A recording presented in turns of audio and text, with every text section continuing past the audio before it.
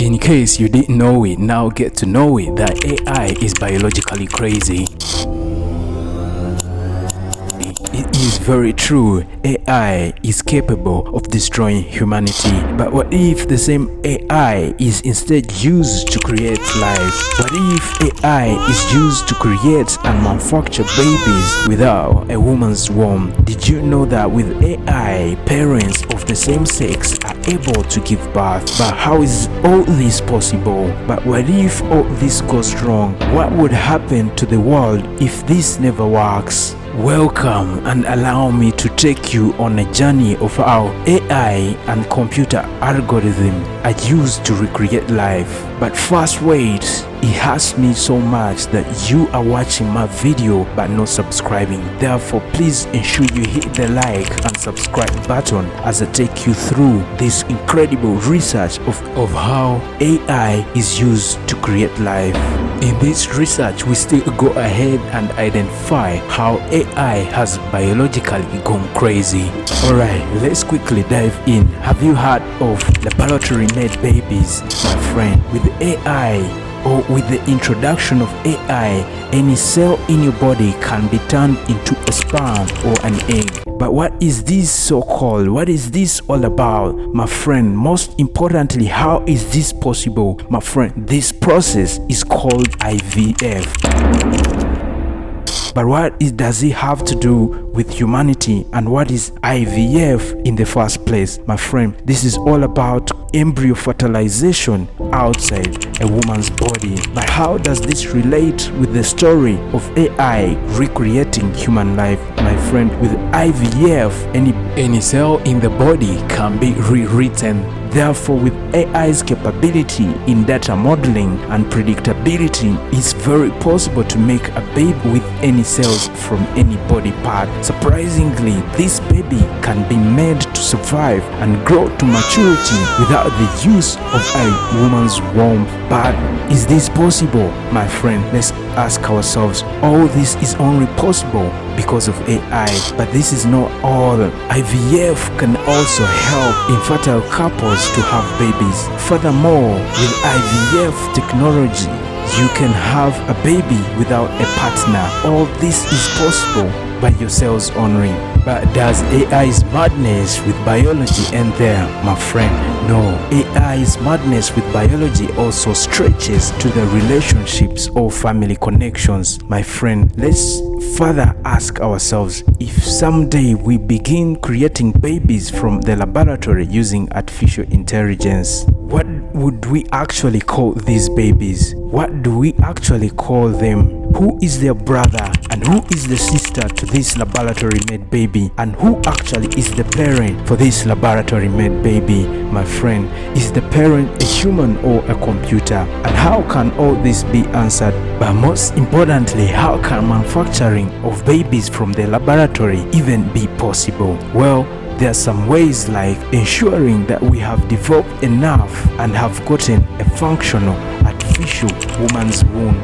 That way, we can start to see babies begin to become commercially manufactured from the laboratory. But the question that is still lies ahead is, how can the magical maternal womb be recreated? Well, this seems like impossible, but with a combination of AI and the world's most intelligent doctors, this is very much possible. In fact, clinical trials have already begun in Michigan State, somewhere in America. But how else is this gonna be possible? However, the story of AI's craziness with biology still continues. My friend, there's something that is actually called virtual twins. What if I told you that with AI, everyone can actually have a twin that is virtual in nature? But how exactly is this possible? On the other side of the coin, AI can be used to study the whole of you, then it ends up recreating a virtual version of you.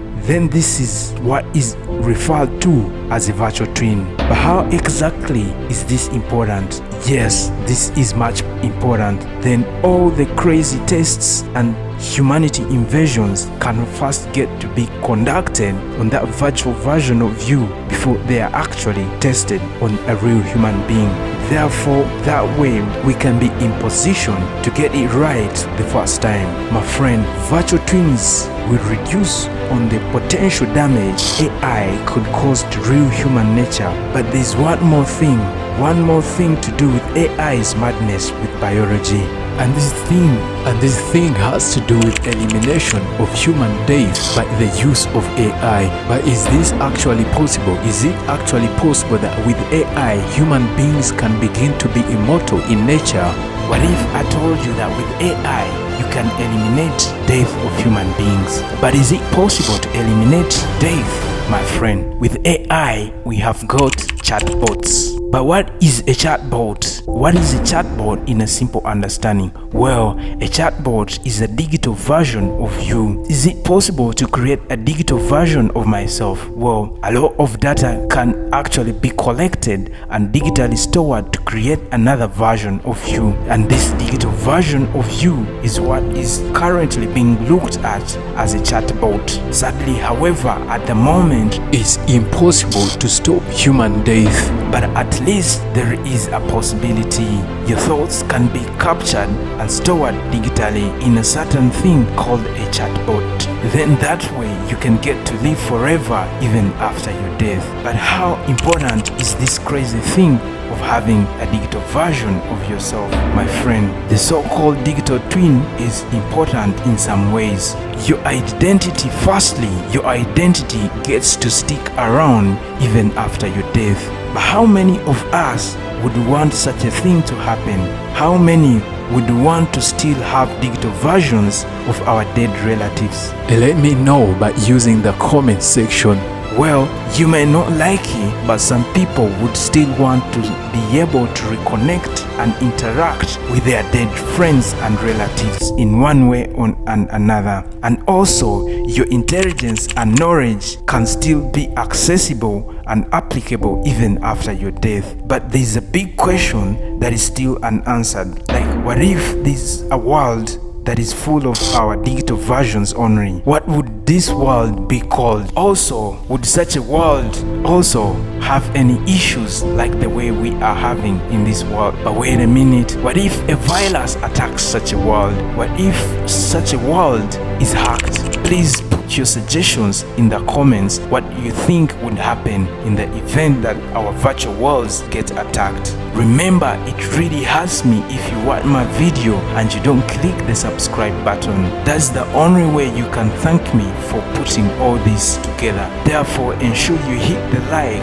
and subscribe button for such and more groundbreaking discussions. For now, we wish you love, peace, and good health.